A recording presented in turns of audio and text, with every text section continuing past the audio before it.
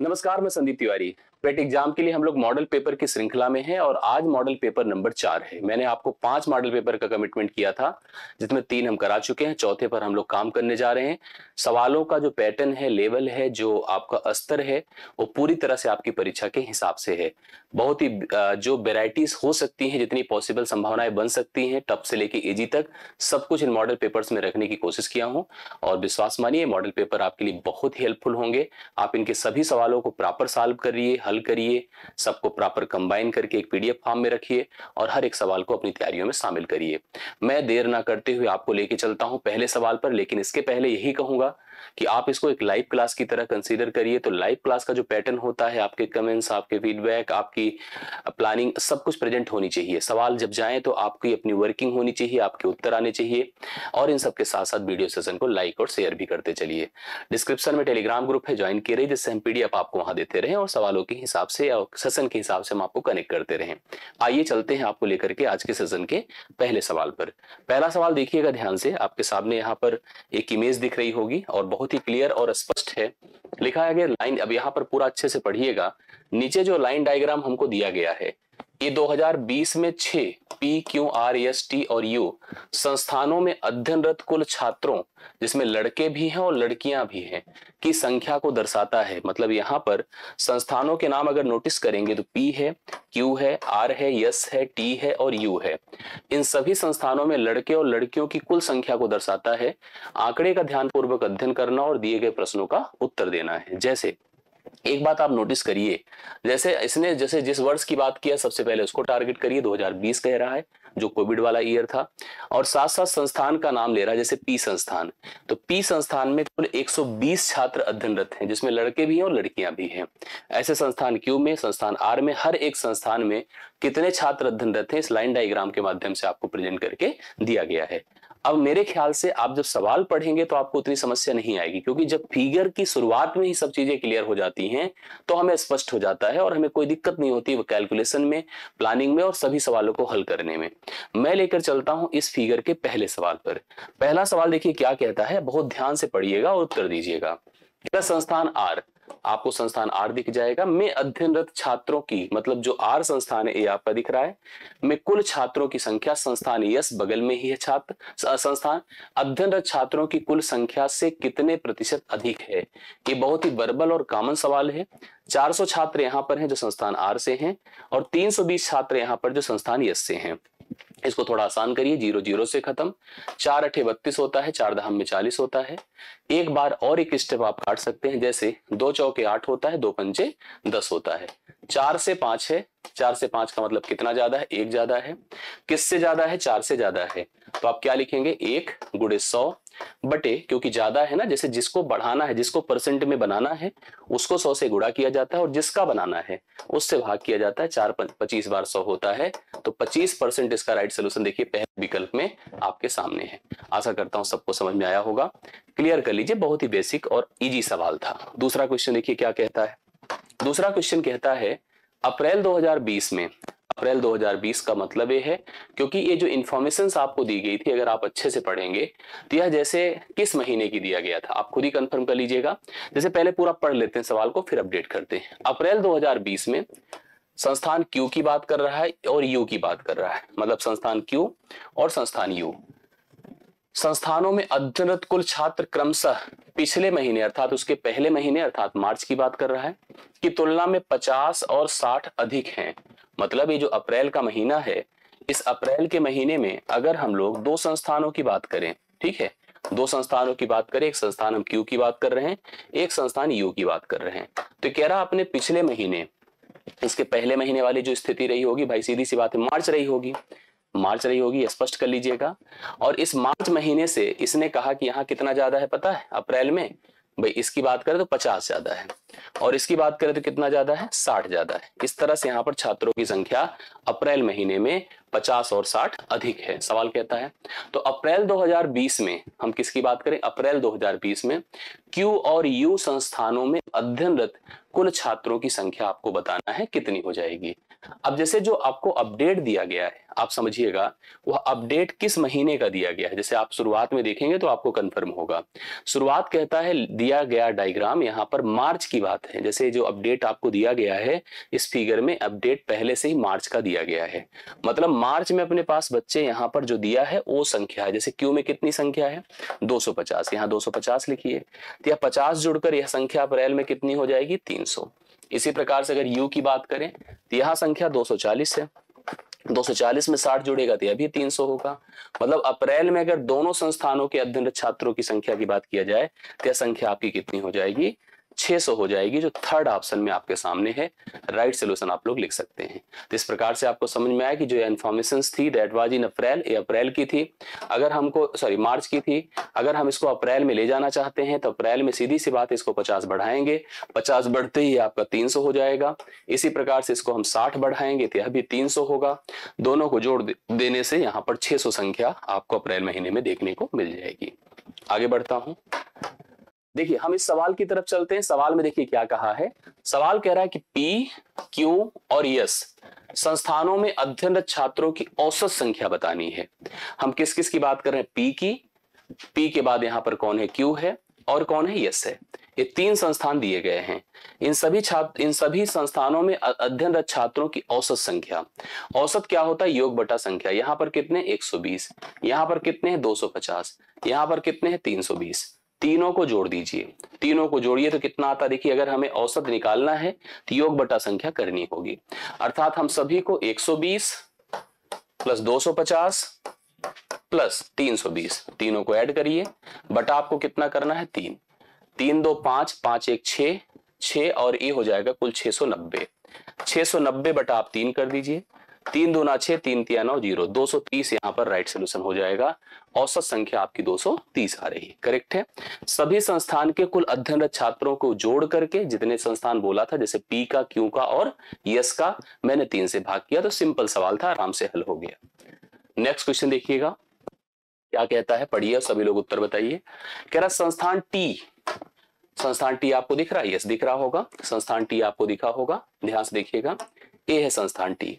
संस्थान टी में अध्ययनरत, पढ़िए पूरी बात, संस्थान टी में अध्ययनरत कुल लड़के, अब यहाँ लड़के लड़कों को तो ऐड करके दिया है फिलहाल, जो कैसे कह रहा पढ़िए, संस्थान टी में अध्ययनरत कुल लड़के उसी संस्थान में अध्ययनरत कुल लड़कियों की तुलना में 60 से अधिक हैं, मतलब लड़के लड़कियों से 60 ज्यादा हैं। संस्थान टी में अध्ययनरत लड़कियों की कुल संख्या बताओ क्या है। देखिए ये बॉयज हैं और ये गर्ल्स हैं, करेक्ट है। लड़के लड़कियों से 60 ज्यादा है, अगर लड़कियों की संख्या n है तो यह n प्लस 60 है, ठीक है।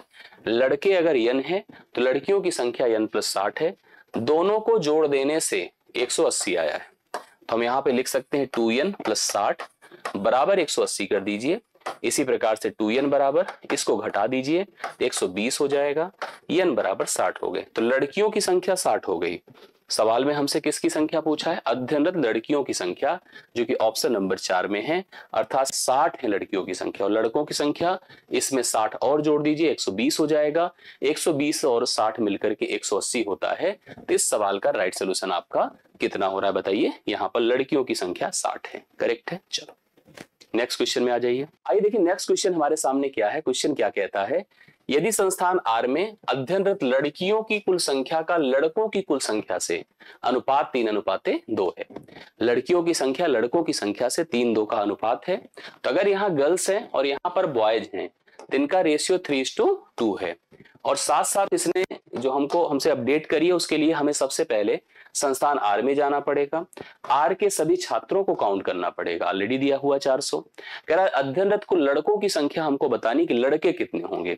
इसके लिए हमें क्या करना होगा, इन अनुपाती पदों को जोड़ लेना है। जोड़ लीजिए, कितना हो गया 5, 5 बराबर 400 कर दीजिए, 1 बराबर 80 हो गया। जब 1 बराबर 80 हो गया, लड़कियों की नहीं लड़कों की संख्या पूछा जो अनुपाती रूप से 2 है, तो 2 बराबर 80 दूना 160 होता है। तो लड़कों की संख्या यहाँ पर कितनी हो गई है 160 है, विकल्प नंबर 5 इसका राइट सोल्यूशन है। सही है। तो इस हिसाब से इसका सही उत्तर आपके सामने एकदम इजी पैटर्न था, आराम से आपने सभी सवालों को हल भी कर लिया। मैं लेके चलता हूं आपको एक बढ़िया सी डीआई में। इस डीआई को भी अच्छे से पढ़िए और मुझे कंफर्म करिए कि आपको ये क्लियर, क्योंकि थोड़ा सा डिफरेंट पैटर्न है, इस पर अगर हम काम करेंगे तो आपको खुद ही समझ में आ जाएगा। सवाल देखिए क्या कहता है। नीचे दिया गया बार ग्राफ 5 अलग अलग प्रकाशक के द्वारा प्रकाशित पुस्तकों में 2 पुस्तकें हैं, एटलस और डिक्शनरी हैं, आपने देखा होगा, की संख्या को दर्शाता है। और यह इन 5 प्रकाशकों द्वारा प्रकाशित एटलस पुस्तकों और डिक्शनरी पुस्तकों की संख्या के बीच अंतर को भी दर्शाता है। डेटा का ध्यानपूर्वक अध्ययन करिए और प्रश्नों का उत्तर दीजिए। प्रत्येक प्रकाशक द्वारा प्रकाशित एटलस पुस्तकें डिक्शनरी की पुस्तकें तुलना में अधिक होती हैं। देखिए, एटलस की पुस्तकें डिक्शनरी की तुलना में अधिक होती, ये इसका कहना है।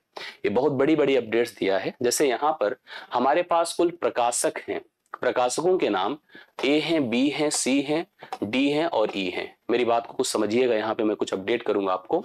सबसे पहली चीज ये जान लीजिए, जैसे यहाँ पर 2 लाइंस बनी हुई हैं बार में, एक तो 155 को दिखा रहा है और ये आपका 15 दिखा रहा है। हम एक प्रकाशक का आपको समझा दे रहे हैं, उसी आधार पे सारे प्रकाशक काम करेंगे। ये जो आंकड़े हैं क्या बता रहे हैं, 2 प्रकार की पुस्तकें हैं, एटलस प्लस डिक्शनरी, इसकी संख्या 155 है, और दूसरी तरफ एटलस माइनस डिक्शनरी, ये 15 है।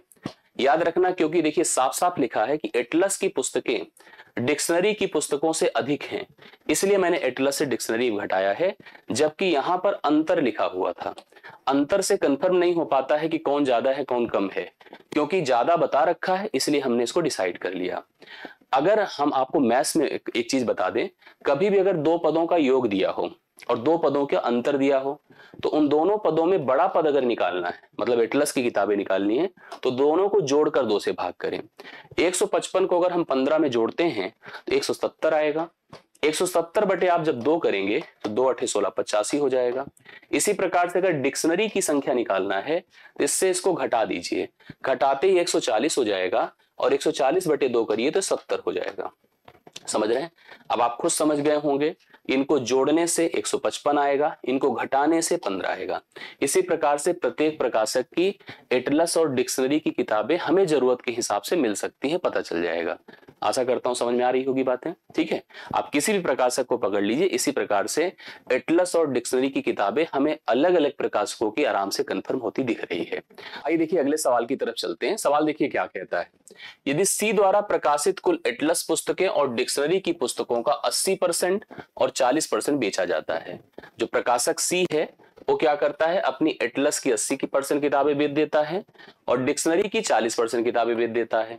तो सी द्वारा बेची गई कुल पुस्तकों, मतलब सी ने कुल कितनी पुस्तकें बेची है जिसमें एटलस और डिक्शनरी दोनों शामिल है, की संख्या बतानी है। आइए जैसे पीछे हम लोगों ने किया, हम इसमें देख रहे हैं कि यह जो आंकड़ा है ये क्या है बताइए, एटलस प्लस डिक्शनरी है जो कि संख्या में 170 है। यह जो आंकड़ा है एटलस माइनस डिक्शनरी है जो कि संख्या में 30 है। अगर हम लोग बात करते हैं यहां पर देखिए ध्यान से कि एटलस की किताबें कितनी हैं, तो आपको इनको दोनों को जोड़ना होगा, 170 प्लस 30 बटा 2 करना होगा, अर्थात 200 बटे 2 कितना हो जाएगा, 100। दूसरी तरफ अगर डिक्शनरी की किताबों की बात करा जाए तो इससे इसको घटाइए भाई, 170 माइनस 30 करिए, 140 बटा 2 करिए, तो ये आपका 70 हो जाएगा। करेक्ट है। दोनों को जोड़ के देखिए 170 आ रहा होगा, घटा के देखिए 30 आ रहा होगा। तो एटलस की किताबें और डिक्शनरी की किताबें, एटलस की किताब डिक्शनरी की किताबें, एटलस है 100 और डिक्शनरी है 70। करेक्ट है। अगर हम इसका 80% बेच दें तो 80% बेचने का मतलब होता है सीधा सीधा 80, 100 में 80% करने पे 80 आता है। और इसका मैं 40% बेच दूं, 40% मतलब परसेंट हटेगा, 2 जीरो खत्म, 28 किताबें बेच दिया। इस हिसाब से उसने जो बेची हैं किताबें, वो किताबें हैं 80 और 28 मिलकर 108, जो विकल्प में है नहीं, विकल्प देखिए कहीं नहीं है। अब हमने थोड़ा क्वेश्चन को रीड किया तो हिंदी में तो चलो लिखा है कि बेची गई पुस्तकें बोल रहा है, बट अंग्रेजी में देखिए अनसोल्ड बोल रहा है, जो बेची नहीं गई है, मतलब जो नहीं बिकी हैं। जो नहीं बिकी हैं उसके 2 तरीके हैं करने के। जैसे एक तरीका तो ये है कि भाई आपने यहाँ पर उन बिकी किताबों की बात करा तो 108 है और टोटल किताबें कितनी हैं, 170 हैं। तो हम डायरेक्ट ऐसे भी कर सकते हैं, 170 से 108 घटा देते, 62 किताबें अभी नहीं बिकी। या तो एक तरीका ये हो सकता था कि अगर 80% किताबें बिकी हैं तो 20% नहीं बिकी होंगी, और 20% का मतलब केवल 20 होगा, अर्थात 20 किताबें एटलस नहीं बिकी हैं और अगर 40% बिकी है तो 60% नहीं बिकी होंगी, तो 60% मतलब इसकी वैल्यू 42 होगी। भाई 70 का 60% कर दे, 42 और 40, 42 और 20 जोड़िए तो ऐसे भी 62 आता है। तो इसलिए यहां पर अनसोल्ड पूछा है और हम अनसोल्ड के लिए क्या लगाएंगे, तीसरा ऑप्शन लगाएंगे। 62 किताबें नहीं बिकी हैं। 80% अगर बिकी हैं तो 20% नहीं बिकी होंगी, मतलब 20 किताबें नहीं बिकी होंगी। 40% अगर बिकी हैं तो 60% नहीं बिकी, अर्थात 42 किताबें नहीं बिकी होंगी। 42 और 20 करके देखिए 62 आता है। राइट सोल्यूशन आप लोग लगा सकते हैं। अनसोल्ड ही पूछा है, आप एकदम क्लियर कर लीजिएगा इस चीज को। समझ रहे हैं ना, मेरे ख्याल से क्लियर हुआ होगा, कमेंट से भी कंफर्म करना। नेक्स्ट क्वेश्चन देखिए क्या कहता है। ए बी और ई किसकी किसकी बात कर रहा है, ए की, बी की और ई की। ए बी और ई द्वारा मिलाकर प्रकाशित कुल एटलस पुस्तकें, दोनों की एटलस पुस्तकें, तीनों की बात कर रहा है, इसकी भी, इसकी भी, इसकी भी, एटलस की किताबों की बात कर रहा है। बहुत बढ़िया, मैं बताता हूं, समझिए, परेशान मत होइए। बी और सी द्वारा प्रकाशित कुल डिक्शनरी की पुस्तकों से कितने प्रतिशत लगभग अधिक हैं। पहले भैया एटलस निकालो, हम व्हाइट कलर से लेकर चलते हैं। एटलस निकालना है, दोनों को जोड़कर 2 से भाग करिए। जो प्रोसेस है भाई, बहुत बड़ा करेंगे तो टफ होगा। 155 और 15 मिलकर के 170 होता है। 170 बटे 2 करिए, 85 हो जाएगा, मतलब यहां पर एटलस 85 है। इसके पास आइए, दोनों को जोड़िए, 190 होगा, 190 होगा, समझ रहे ना। तो ये कितना हो जाएगा, 95 हो जाएगा। करेक्ट है, 95 होगा। भाई यहां पर ये 170 हो गया, 170 का आधा 85 होता है। 190 का आधा क्या होता है, 190 का आधा 95 होता है। इनकी बात करिए, 240 का आधा 120 होता है। तो ये इन प्रकाशक, जिन प्रकाशक की बात आप कर रहे हो, ए की, बी की और ई की, ए एटलस की किताबें हैं जो कि 85 हैं, प्लस 95 है, प्लस 120 है। टोटल जोड़िए, 109 8 17 180 20 कितना होता है, 300 किताबें हैं। कितनी किताबें हैं, 300। सही है ना, यस। इधर चले आइए, और किसकी बात कर रहा है, प्रकाशक हमसे बी की कह रहा है और सी की, मतलब इसी बी की बात कर रहा है। वहां भी बी था और सी था, यहां पर इसको शामिल कर रहा है। अगर आपको इसके डिक्शनरीज निकालनी है तो आप इन दोनों का अंतर करिए। अंतर करेंगे, 150 बटे 2 करिए, 75 आएगा। बी की बात हो गई, डिक्शनरी हो गया, करेक्ट है। और सी की बात करिए, इसका अंतर करिए, 170 से 30 140, 140 बटा 2 करिए। मैंने कहा था ना, अगर बड़े की वैल्यू निकालनी है तो जोड़ के 2 से भाग करिए, और कम की वैल्यू निकालनी है तो घटा के 2 से भाग करिए। 170 से 30 निकालिए, 140 बटा 2 करिए, तो कितना होता है, 70 हो जाएगा। यह संख्या जो आपके सामने है, जिसमें हम लोग बी और किसकी बात कर रहे हैं, सी की, और वो भी डिक्शनरी की बात कर रहे हैं, तो 75 और 70 145 हो गया। करेक्ट है, 145। अब साफ साफ है, ज्यादा तो है, ये दिख ही रहा हम लोग को ज्यादा है।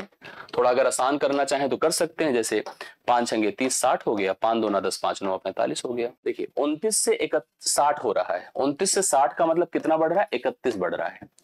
जितना अगर हमारा बेस है, अगर हम उससे ज्यादा बढ़ रहे हैं ना, तो पक्का हम 100% से अधिक की बात कर रहे हैं। तो पक्का अगर 29 से 31 ज्यादा ही है, तो यह जो वृद्धि है जो 29 पर हो रही है 100 के ऊपर होगी।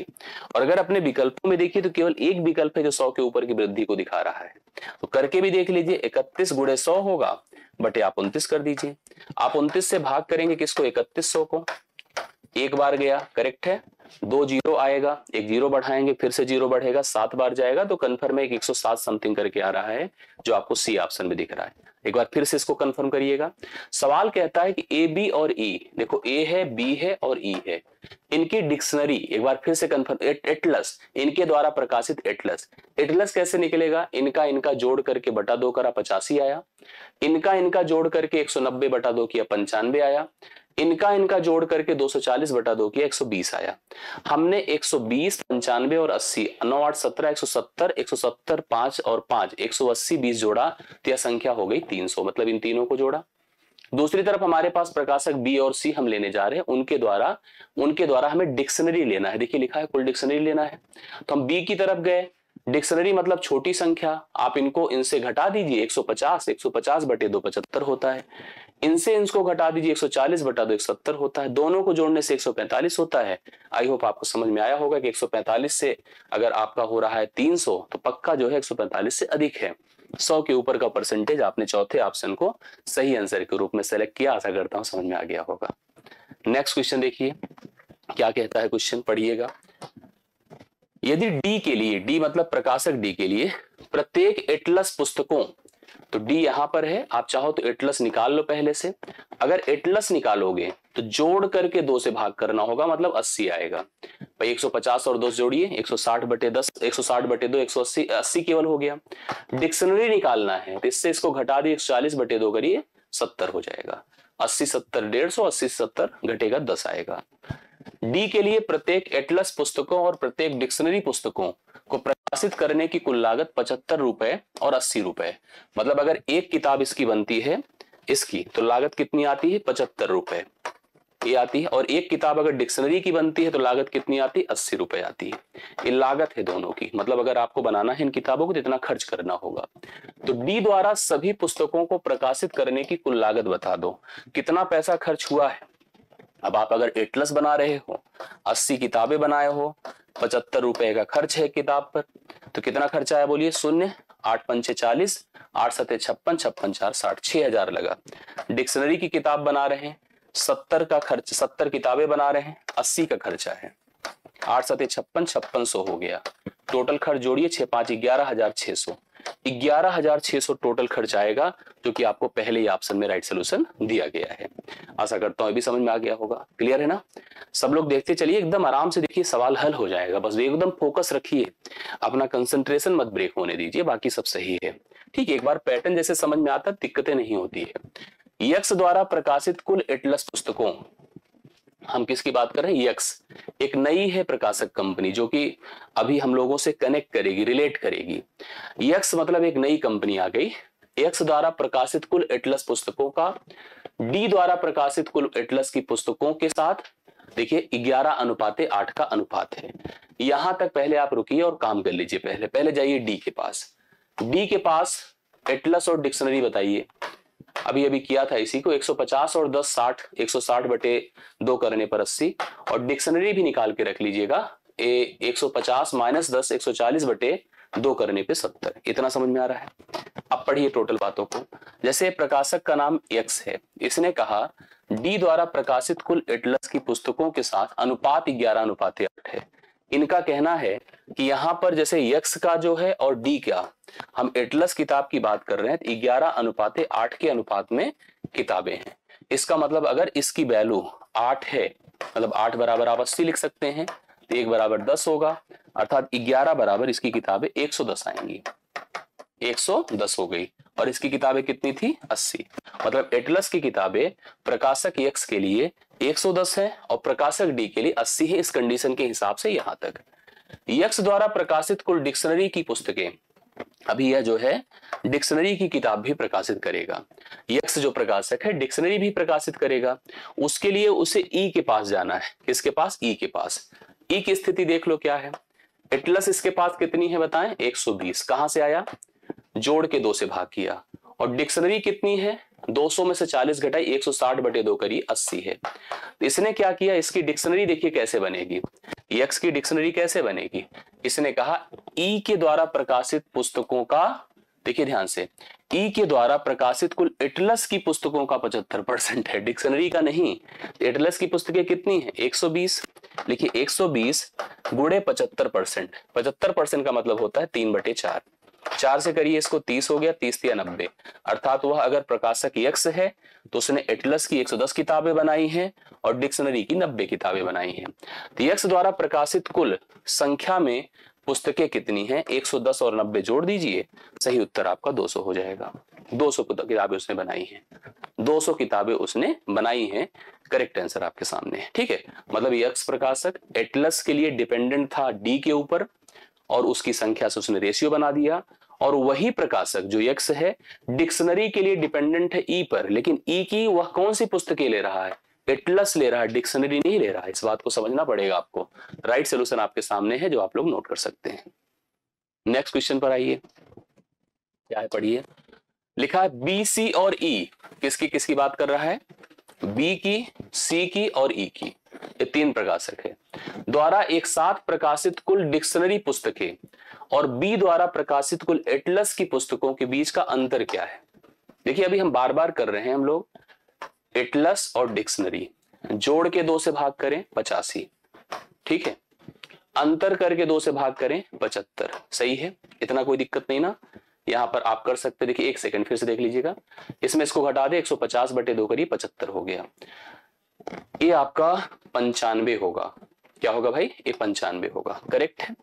इसकी तरफ चलिए, एटलस डिक्शनरी 200 बटे 2 करिए तो 100 होगा, घटा के 2 से भाग करिए, 170 से 30 घटाए 140 बटे 2 करिए 70 होगा।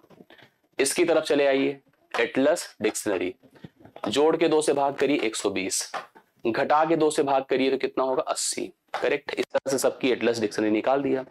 सवाल क्या कहता है पढ़ो, सवाल कहता है बी, सी और ई द्वारा एक साथ प्रकाशित कुल डिक्शनरी, एक साथ प्रकाशित कुल डिक्शनरी 75, 70 और 80 तीनों को जोड़ लीजिए तो कितना हो जाएगा? 75, ये डिक्शनरी ले रहे हैं हम लोग, 75 प्लस 70 प्लस 80, ठीक है, 80 70 150, 150 70 कितना?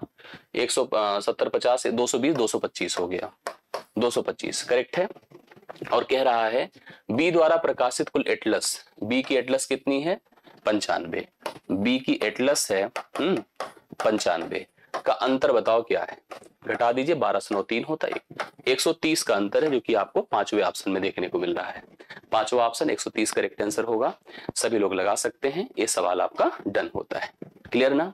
चलिए आइए देखिए अगली डीआई पर हम लोग चलते हैं। डीआई ये भी बहुत शानदार है, टेबल से रिलेटेड है। अगर आप लोग पीछे देख रहे थे उसी हिसाब से देखिए कितनी शानदार डीआई हम लोगों ने पीछे कवर करी है। आगे का भी पैटर्न आपको एकदम डिफरेंट यूनिक लगेगा। अच्छे से एक बार पढ़िए और समझिए क्या करना है। नीचे दी गई तालिका देखो, अगर एक बार हम पैटर्न समझ गए और चीजों को अप्लाई कर लिए तो फिर दिक्कत नहीं होती पूरे 5 सवालों में। 4 दुकानों द्वारा बेची गई 3 वस्तुएं हैं। देखिए यहाँ पर एक है रेफ्रिजरेटर, एक एसी है और दूसरा ओवन है, को दर्शाती है। तालिका बेची गई वस्तुओं में से, कुल वस्तुओं में से बेचे गए रेफ्रिजरेटर का परसेंट। देखिए कुल तो टोटल वस्तुएं दिया है कि मान लो अगर स्टोर ए था उसमें टोटल कितने आइटम सोल्ड हुए हैं, जिसका 32% भाग रेफ्रिजरेटर है, जिसमें 100 तो एसी है तो बचेंगे ओवन है। यही है टोटल। देखिए पूरा पढ़ने पर भी वो समझ में आ रहा है कि रेफ्रिजरेटर का परसेंटेज है, एसी की कुल संख्या है, ओवन हमको निकालना पड़ेगा। डेटा का ध्यानपूर्वक अध्ययन करना है, प्रश्नों का उत्तर। अगर मान लो हम स्टोर ए को पकड़ ले, उसी की तरह सब होंगे। अगर हम आपसे कह रहे हैं कि 500 टोटल वस्तु यहां बेची गई है तो एसी कितनी हो जाएगी आप बताइए? इसका 32%। 32% के लिए परसेंट हटाइए, 2 जीरो गायब कर दीजिए और 32 पंचे 5 दूना 10, 5 तिया 15, 15 160 एसी हो गई। 560 एसी नहीं है, रेफ्रिजरेटर हो गए। अगर रेफ्रिजरेटर की बात करो तो रेफ्रिजरेटर कितना हो गए बताएं? 32% हो गए। तो 32% की संख्या देखिए, परसेंट हटाइए, 160 रेफ्रिजरेटर हो गए। ठीक है, अब बात एसी की करो, एसी हो गए 100 टोटल। अगर इनको जोड़कर देखिए, जैसे आपने नोटिस किया है कि 500 में से 32% आपके रेफ्रिजरेटर हो गए, 100 एसी हो गए, तो 260 तो ए हो गए। अब 260 में 260 अगर हम 500 से घटाते हैं तो 240 आपके क्या हो जाएंगे? ओवन हो जाएंगे। इस प्रकार से हमें तीनों आर्टिकल्स कितने कितने सोल्ड हुए किसी भी स्टोर का निकाल सकते हो। चलिए एक आध स्टोर और निकलवा के दे देते, नहीं तो डाउट होगा आपको। चलो स्टोर बी की बात करो। स्टोर बी की क्या स्थिति है? 800 टोटल है। रेफ्रिजरेटर कितना है? रेफ्रिजरेटर 48% है। रेफ्रिजरेटर लिख देता हूं, 48% है। 48%, तो परसेंट हटा 2 जीरो, 4 8 8 8 64 की 4 हासिल 6, 8 चौके 32, 6 38 हो गए, 384। कितने यहां पर क्या है? कितने आपके एसी हैं? एसी की संख्या 96 है। 6 4 10 है, 9 8 17 1 18, 3 1 4 470, 480 480 टोटल रेफ्रिजरेटर और एसी हो गए। इसमें से इसको घटा दें तो यहां पर आपका हो जाएगा 320। 320 आपके क्या हो जाएंगे? ओवन हो जाएंगे। इस प्रकार से प्रत्येक स्टोर से कितनी कितनी यहां पर आर्टिकल सोल्ड हुई हैं हम उसकी संख्या निकाल सकते हैं। सवाल भी वैसे ही बना होगा। आइए पढ़ता हूं। सवाल क्या है? सी और डी, यहां पर हम बात सी की कर रहे हैं और डी की कर रहे हैं, के द्वारा मिलाकर बेचे गए कुल ओवन ए और डी द्वारा मिलाकर बेचे गए रेफ्रिजरेटर की कुल संख्या से कितने प्रतिशत कम है? आइए बढ़िया है, हम सबसे पहले सी और डी की तरफ चलते हैं। सी और डी की अगर हम यही बात करें तो सबसे पहले देखिए, रेफ्रिजरेटर 45% है तो 45 45 जीरो खत्म कर देगा। 12 पंचे 60, अगर इसकी संख्या निकालना चाहते हो, 12 पंचे 60, 12 पंचे 60, 12 चौके 48, 48 6 54, 540 रेफ्रिजरेटर, 240 एसी, दोनों को जोड़िए 5 2 7, 780 ये हो गया। टोटल संख्या 1200 है। अगर मैं 1200 से अगर मैं 780 घटा देता हूं तो 420 यहां हो जाएगा ओवन। 420 इसका ओवन हो गया। ठीक है, यही लिख सकते हैं, ध्यान दीजिएगा। इसकी बात करिए, देखिए शून्य 10% घटा, 2 जीरो खत्म हो गया। 15 छक्के 90, 15 पचे 75, 75 9 84 होता है, 75 9 9 5 14 84 होता है। 84 तो रेफ्रिजरेटर है, 300 आपके एसी हैं, 1140 हो गए, 1140 हो गए, 8 3 1140। टोटल 1500 थे, 1140 अगर निकल गए तो 360 बच रहे हैं। 360 यहां पर ओवन हो गए। तो इसने हमसे क्या बोला था, पढ़िएगा। इसने हमसे कहा था कि सी और डी द्वारा मिलाकर बेचे गए कुल ओवन कितनी संख्या आ रही है, 4 3 7, 780 आ रही है। करेक्ट है, 780 है। ए और डी की बात करो, ए है और डी। ए के दोनों के रेफ्रिजरेटर देखो, डी का रेफ्रिजरेटर तो कंफर्म है 840 है, ठीक है 840 है, बट ए का रेफ्रिजरेटर देख लीजिए, परसेंटेज हटा 2 जीरो, 32 पंचे 160 है। जोड़िए तो कितना हो जाएगा, यहां पर 8 1 9 1000 हो गया। सवाल क्या कहता है कि सी और डी द्वारा मिलाकर बेचे गए कुल ओवन ए और डी द्वारा मिलाकर बेचे गए कुल रेफ्रिजरेटर की संख्या से कितने परसेंट कम है। भाई यहां पर 1000 था, यहां 780 है, 220 कम है। 220 अगर इस पर देखा जाए तो वैसे भी आप ऐसे निर्धारित कर सकते थे, 220 गुणे 100 बटे आप 1000 कर दीजिए। तो इसका मतलब आप समझ गए होंगे कि 22% कम होगा। 22% तीसरे विकल्प में इसका राइट सोल्यूशन हो जाएगा। कैलकुलेशन अगर सही करेंगे तो सवाल कभी गलत नहीं होगा। आइए, बी और डी द्वारा बेचे गए ओवन की औसत संख्या सी द्वारा बेचे गए रेफ्रिजरेटर की कुल संख्या के बीच का अंतर बताना है। हमें बी और डी के ओवन की संख्या, देखो डी का ओवन हम निकाल चुके हैं पीछे सवाल में। डी का ओवन कितना है भाई, 360। चलो कहिए तो एक बार और कर दे, लेकिन हम समझ गए डी का ओवन कितना है, 360। बी का और ओवन निकाल लीजिए। तो ओवन कैसे निकलेगा, ये परसेंटेज खत्म करेगा तो हमें रेफ्रिजरेटर पता चलेगा। 8 8 64, 8 चौके 32, 32 6 38, 384। ऑलरेडी 96 यहां पर एसी है, 6 4 10, 9 8 17 1 18, 9 8 17 1 18, 3 1 4। ठीक है, 400 कितना हो जाएगा, 6 4 10 शून्य होता है, 9 8 17 1 18 88 1 होता है, 3 1 4। 400 कितना हो जाएगा, जैसे अगर हम इसमें ऐड कर देते हैं, देखो कितना हो गया, 6 4 10, 9 8 17 1 18 की 8 हासिल 1 होता है। और मतलब हम इसमें क्या कर देते हैं, जैसे अगर हम 384 में अगर हम 96 जोड़ रहे हैं तो बेसिकली वैसे भी आप समझ गए कि आप पहुंच चुके हैं 480, मतलब यहाँ पर 480 हो गया संख्या। अगर 800 में से हम 480 घटा देते हैं तो 320 आएगा। कितना आएगा, 320। मैंने इसको एक बार शायद निकाला भी है पहले में, देख लीजिए, वहां से भी जस्टिफाइड हो जाए, 320 है। तो हमने देखिए यहाँ पर क्या क्या कर लिया, हमने ओवन निकाल दिया, 320 इसका था, 360 इसका था। हमें बी और डी द्वारा बेचे गए ओवन कितनी है टोटल बताएं, 320 प्लस 360। टोटल जोड़ के देखिए, 3 3 6, 680 हो गया। औसत के लिए बटा 2 करिए, 2 3 6 है, 2 चौके 8, 340 आ गया, 340 है। सी की बात करिए, किसकी बात करें, सी की। सी द्वारा बेचे गए रेफ्रिजरेटर, तो सी यहां पर है, रेफ्रिजरेटर अगर निकालना है परसेंटेज गायब करिए। 12 पंचे 60, 12 चौके 48, 48 से कितना होता है, 54, 540 है। 540 के बीच का अंतर बताएं क्या है, इन दोनों के अंतर 200 का है, सीधा साफ साफ दिख रहा है भाई, 540 340, 200 का अंतर है। आप भी कंफर्म कर दीजिए सही है गलत है। ठीक है, समझ में आ रही बात है कि नहीं। देखिए हम बहुत रैंडम करना चाह रहे हैं, बहुत टाइम में ही बेस करना चाहते हैं आपका, आप श्योर करते चलिएगा। यदि स्टोर यक्स द्वारा बेचे गए कुल रेफ्रिजरेटर, एक यक्स है, कोई नया स्टोर है, ठीक है, वो नया स्टोर बनकर आया है, डी द्वारा बेचे गए रेफ्रिजरेटर से 25% ज्यादा है, तो आपको डी के रेफ्रिजरेटर निकालने पड़ेंगे, और पीछे निकाल चुके हैं, कहिए तो एक बार और निकाल देते, कोई ऐसी बड़ी बात नहीं। परसेंटेज देखिए 0, 15 छक्के 90 और 15 पचे 75, 75 9 कितना होता है, 84, 840 है। 840 से 25% ज्यादा, 25% 1/4 होता है, 25% 1/4 होता है। मतलब अगर यह 4 है 840 तो 5 बराबर, अर्थात पहले 1 निकाल दी, 4 2 8, 4 210 हो गया, और 5 बराबर कितना, 0, 5 1 के 5, 5 2 10, 1050 है। 1000 कितना है, 50। मतलब इसका 25% बढ़ना, मतलब इसको 1050 बना देना। तो यक्स के रेफ्रिजरेटर आ गए। और यक्स द्वारा बेचे गए कुल ओवन ए द्वारा बेचे गए कुल ओवन से 37.5% अधिक है। हम ए के ओवन निकालना चाहते हैं और हम ऑलरेडी बना चुके हैं, इसलिए हमको करने की अभी जरूरत नहीं है। हमने शुरू में भी बता दिया था ए के ओवन कितने हैं, आप लोग देख लीजिएगा। ए का ओवन कितना आया था, शुरू में ही हमने यहाँ पर डिस्कस किया था कि नहीं किया था। यहाँ पर देखिए आया था कितना, 240 आया था। वैसे भी एक बार चाहिए तो वेरीफाई हम कर देते हैं, लेकिन आप समझ गए होंगे कि ए का ओवन होगा कितना भाई। 32% अगर रेफ्रिजरेटर निकाल दो 160 हो गया, 160 260 240 होगा। 240 ओवन है, 240 का 37.5% करिए पहले।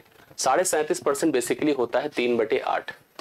3/8 मतलब अगर यह 8 है तो 8 बराबर 240 है और हमें 3/8 बढ़ाना है तो 8 3 कितना करना है, 11 करना है। 8 3 24 होता है, 311 33 330 हो जाएगा। कितना यहां पर इसके देखिए, हम यक्स की बात कर रहे थे, यक्स में हमारे पास रेफ्रिजरेटर इतना आया था, ओवन अभी अभी आ गया 330। तो यक्स द्वारा बेचे गए रेफ्रिजरेटर और ओवन की कुल संख्या जोड़ दीजिए इसको, 10 3 13 1380 हो जाएगा। कितना हो जाएगा, 1380। समझ रहे, 10 3 13 50 30 80, 1380 इसका करेक्ट आंसर हो जाएगा। ठीक, देखिए नेक्स्ट क्वेश्चन हम लोग करते हैं। सवाल देखिए क्या कहता है, सी और डी द्वारा बेचे गए कुल एसी, एसी की कुल संख्या। तो सी और डी अपने पास हैं और एसी की संख्या जोड़िए 540 है, करेक्ट। बी द्वारा बेचे गए कुल एसी और रेफ्रिजरेटर, बी अपने पास है और इसका क्या क्या देखना है, एसी देखना है और रेफ्रिजरेटर देखना है। एसी तो समझ में आ रहा है 96 और मैंने पहले से किया भी है। 48% है तो देखिए ऐसे कैलकुलेट करिए, 8 8 64 है, 8 चौके 32 है, 38 है, 384 है। दोनों को जोड़ के देखिए तो एसी और रेफ्रिजरेटर हमारे पास जुड़ करके 6 4 10, 8 9 17 1 18, 3 1 480 है। दोनों का रेशियो बनाना है, मतलब यह संख्या आपके सामने कितनी है 540 और यह संख्या कितनी बताएं 480। इस हिसाब से इसका रेशियो कितना बनेगा, 3 से अगर काट रहे 3 18 बार होता है और 3 16 बार होता है। तो 18 16 फिर से एक बार काटिए, 2 9 18 होता है, 2 8 16 होता है। ठीक है, 9 और 8 का अनुपात है जो आपको सी ऑप्शन में सेकंड ऑप्शन में देखने को मिल रहा है। तो सेकंड ऑप्शन 9 और 8 का अनुपात है, करेक्ट आंसर आप लोग इसका नोट कर सकते हैं, बड़े आराम से आंसर आ जाएगा। ठीक है, नेक्स्ट क्वेश्चन देखिए क्या कहता है, ए और सी द्वारा बेचे गए कुल रेफ्रिजरेटर, किसकी बात कर रहा है, ए और सी की। यहां पर ए है और यहां पर सी है।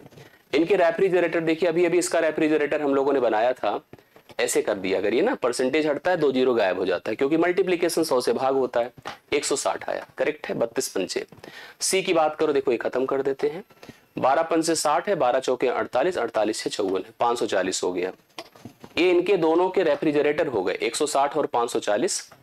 ये संख्या है किसकी, ए और सी द्वारा बेचे गए कुल रेफ्रिजरेटर हैं, जो 5 1 6 और जोड़ देने पर कुल 700 आएंगे। कितना आएंगे बताइए, 700 आएंगे।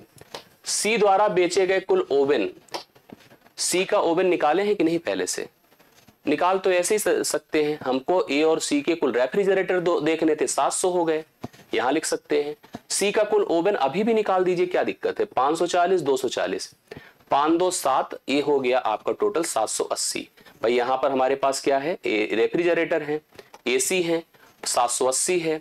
780 को अगर हम 1200 से घटाते हैं तो ये हो जाएगा 420। कितना हो जाएगा भाई, 420। जो ओवन होगा 420 ही होगा भाई। 700 को अगर आप 1200 से घटाइए तो 7 4 11, आपका टोटल हो जाएगा 420। यहां पर कंफर्म हो गया, मतलब यह मान आपका 420 है। इससे कितने परसेंट ज्यादा है यही पूछा है, जीरो खत्म कर दीजिए। 7 धाम में 70 होता है, 7 छंगे 42 होता है, 2 तिया 6 होता है, 2 पंचे 10 होता है, 3 से 5 मतलब 2 ज्यादा है, और किससे ज्यादा है, 3 से ज्यादा है। तो 2 गुणे 100 बटे हम 3 कर देते हैं, तो 66 से ही 2/3% ज्यादा है। यही होगा जो आपके सामने देखिए कहीं है, 66 से ही 2/3, सी ऑप्शन राइट सोल्यूशन, चौथा ऑप्शन राइट सोल्यूशन है। 66 से ही 2/3% ज्यादा है, ये कंफर्म होता है, खत्म होता है। अब आती है एक डीआई जो आपकी किस पर आधारित है, पाई चार्ट पर। पाई चार्ट देखिए आपको सर्कुलर प्रेजेंटेशन और परसेंटेज की डीआई है। कहती क्या है, एक पाई चार्ट एक नोवेल को प्रकाशित करने के लिए किए गए खर्च प्रतिशत वितरण को दर्शाती है।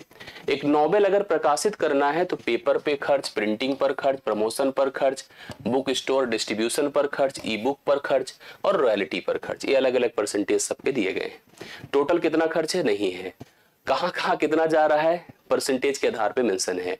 कुल खर्च सब समझ रहे हैं कि 100% है। इसी के आधार पे सवाल होंगे और हमको उसका उत्तर करना है। आइए पहले सवाल पर। यदि प्रकाशक उपन्यास के एक सेट के लिए कागज की लागत के रूप में 27,000 रुपए का भुगतान करता है तो वह किताबों के समान सेट के लिए किताबों की दुकान वितरण लागत के रूप में कितना भुगतान करेगा। सबसे पहले कागज देखो, कागज का मतलब पेपर है, पेपर का मतलब ब्लू कलर है, ब्लू कलर का मतलब 18%। 18% इसकी पूरी वैल्यू है, करेक्ट है, कागज हो गया। किताबों के समान सेट के लिए किताबों के दुकान वितरण, जिसको कहते हैं डिस्ट्रीब्यूशन, ए है बुक स्टोर डिस्ट्रीब्यूशन, जो आपको येलो कलर से दिख रहा है, ए है 14%, ए है बुक स्टोर डिस्ट्रीब्यूशन। इसका खर्च क्या होगा, क्योंकि आपको 18% की जो वैल्यू दे रखा है वो कितना दिया है बोलिए, 27,000। तो बुक स्टोर डिस्ट्रीब्यूशन है 14%, तो 14% का मान क्या होगा। 9 दूना 18, 9 त्रिक 27 होता है, 3,000 हो जाएगा। 2 से काटिए 1500 हो गया। 1500 को 14 से गुणा करिए, 0 0 14 पंचे 70, 14 1 के 14, 14 7 21, 21,000 रुपए यहाँ पर थर्ड ऑप्शन राइट सोल्यूशन होगा। 21,000 थर्ड ऑप्शन राइट सोल्यूशन बन रहा है। मुद्रण लागत का केंद्रीय कोण बताओ। मुद्रण मतलब प्रिंटिंग, ये है प्रिंटिंग, करेक्ट, प्रिंटिंग मतलब ये ऑरेंज, 15%। याद रखिएगा जो 100% होता है वह 360 डिग्री होता है, तो 15% का मान बोलिए कितना होगा, इसकी वैल्यू बतानी है। एक जीरो देखिए खत्म हो गया, 5 तिया 15 है, 5 दूना 10 है, 2 से करिए 18 है, 18 तिया 54 है, 54 डिग्री इसका राइट सोल्यूशन है, जो कि आपके सामने चौथे ऑप्शन में दिया है। 54 डिग्री करेक्ट आंसर है जी, बिल्कुल आप सही उत्तर नोट कर लीजिएगा। आइए सवाल को देखिए, कह रहा है सवाल में नॉवेल की ई बुक डिजाइन, ई बुक डिजाइन कहाँ है, ये है, और यह है परसेंटेज में 11%। और वितरण लागत, ठीक है, वितरण भी जोड़ दीजिए, ई बुक डिजाइन और वितरण दोनों जोड़ने से कितना आ रहा है, 25%। कह रहा प्रमोशन लागत, प्रमोशन मतलब जो एडवर्टीजमेंट होता है, ए है ग्रे कलर का, कहां पे है, ए वाला, 22%। 22% से कितना प्रतिशत कम है। भाई नॉवेल की जो ई बुक डिजाइन और वितरण अगर मिला दो तो 25% है, जबकि प्रमोशन की वैल्यू 22% है, तो ए ज्यादा है, ए कम है, मतलब ए कम है बेसिकली, ऐसे समझिएगा। वर्डिंग में हम कह सकते हैं जो हम लोग यहाँ पर प्रमोशन कर रहे हैं, प्रमोशन की कॉस्ट कम है। कितनी कम है, ऐसे देखिए 3 कम है, 3 गुणे 100 बटे आप 25 कर दीजिए, 25 100 के 100, 4 तिया 12 कह सकते हैं, 12%। अब यहाँ 12.5 आ रहा है, मतलब वर्डिंग समझो, 11 14 25, ये कहां कहां गया, ई बुक डिजाइन करेक्ट है, और बुक स्टोर डिस्ट्रीब्यूशन, भाई यही बोला था, वितरण मिलके 25 है, जबकि प्रमोशन पर 22 है, तो 25 से 22 निकलेगा, 3 की कमी हुई, 3 गुणे 100 बटा 25 कर दीजिए। हालांकि उसने कहा था देखो नॉवेल की ई बुक डिजाइन और वितरण लागत प्रमोशन लागत से कितना % कम है, वो कम थोड़ी, वो कम है, ये कम है बेचारा। 3 गुणे 100 बटे 25 करिए, मेरे में 12% आ रहा है, 12% इस सवाल का राइट सोल्यूशन हो जाएगा, जो आप लोग नोट कर सकते हैं। एक नॉवेल का अंकित मूल्य क्रय मूल्य से 25% अधिक है। नॉवेल का जो प्रिंटिंग प्राइस है, कॉस्ट प्राइस, उसकी लागत से 25% अधिक है। यदि एक नॉवेल का अंकित मूल्य 375 रुपए है, जो प्रिंटिंग प्राइस है 375 है, तो नॉवेल के पेपर की लागत क्या है, समझिएगा। आप सुनिए सभी लोग, क्योंकि यह जो अंकित मूल्य है वह टोटल लागत से 25% ज्यादा है, तो 25% 1/4 होता है, इसका मतलब 1 ज्यादा है, 4 से 4 लागत है। इसका अर्थ है अगर लागत 4 थी तो 1 बढ़ाकर अंकित मूल्य कितना रहा होगा, 5, जो 5 दिया है आपको, 5 बराबर 375। अब 1 बराबर 5 सत्ते 35, 75 रुपए ज्यादा बढ़ाया गया है। इसका मतलब कॉस्टिंग कितनी थी, 4, 300 रुपए की कॉस्टिंग थी, 300 रुपए में किताब बनी थी, 75 बढ़ा के 375 मार्केट में प्रिंट किया गया था, लागत इतनी थी। इस लागत का पेपर की लागत अगर हम डिफाइन करना चाहें तो पेपर की लागत ये है जो परसेंटेज में 18 है। तो अगर हम पेपर की लागत आपसे पूछे क्या होगी, तो आप लिखो 300 गुणे 18 बटे 100, 18 तिया 54 रुपए, 54 रुपए टोटल आएगा पेपर की लागत, जो पहले विकल्प में आपको दिया है। पहला ऑप्शन 54 रुपए आप लोग लगा सकते हैं, पेपर की लागत हो गई। ठीक, नेक्स्ट क्वेश्चन। एक नॉवेल की मुद्रण लागत प्रिंटिंग 1050 है, कितना है 1050 है। तो रॉयल्टी और प्रमोशन की औसत लागत ज्ञात करो। मुद्रण की लागत जो प्रिंटिंग है हमारी, प्रिंटिंग ए है, ए वाला कलर 15%, ए है 15%, करेक्ट है। जो आपको दिया है 1050, तो रॉयल्टी और प्रमोशन, रॉयल्टी और प्रमोशन, रॉयल्टी कहां है, ए वाला है 20% और प्रमोशन कहां है, ग्रे वाला है। 20 और 22 जोड़िए 42%, ठीक है। 15% का मान दिया है और इसके हमें इसकी पूरी वैल्यू नहीं, इसका एवरेज पूछ रहा है। एवरेज करिए तो 21% आएगा। 21% का मान आपको बताना है, ठीक है। 15 सत्ते 105 होता है, 70 हो गया।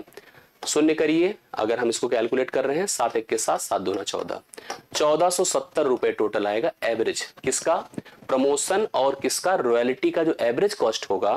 दरअसल इनको जोड़ करके हमें 2 से भाग करना होगा, तब तो एवरेज निकलेगा। एवरेज की वैल्यू निकालेंगे, इतना हो जाएगा, ठीक है। चलिए